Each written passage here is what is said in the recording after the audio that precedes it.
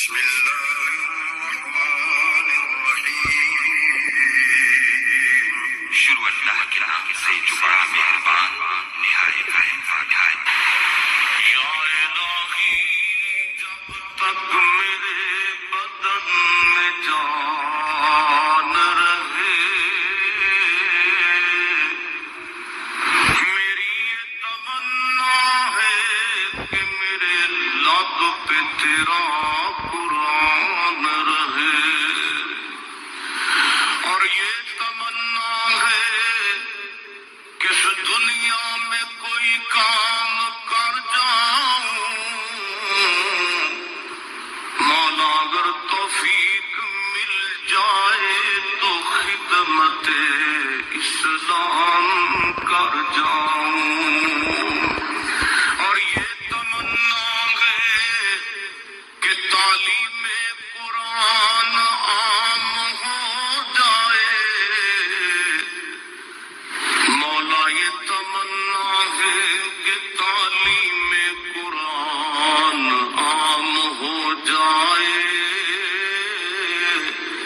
تمام پرچموں سے اونچا پرچم اسلام ہو جائے۔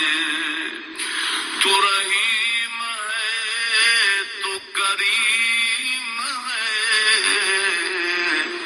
مولا تیری ذات سب سے عظیم ہے، تو کرم اپنا عطا ہمیں، تیرے کرم پہ مولا یقین ہے۔ حضور کی جتنی ادائیں ہیں، جتنی، ایک کدو شریف ہے، حضور نے کدو استعمال فرمایا ہے۔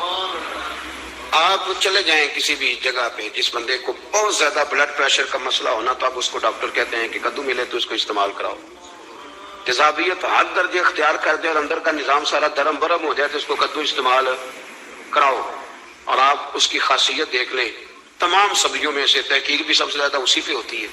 میرے رسول پاک کا ایک طریقہ مبارک ہے، اور صحابہ کے اگرچہ سید الطعام گوشت ہے، کھانوں کا سردار اسے کہا گیا، لیکن حضرت انس بن مالک رضی اللہ تعالیٰ عنہ فرماتے ہیں کہ درزی نے نبی پاک کی دعوت پکائی تھی، وہ درزی تھا، کپڑے سیتا تھا۔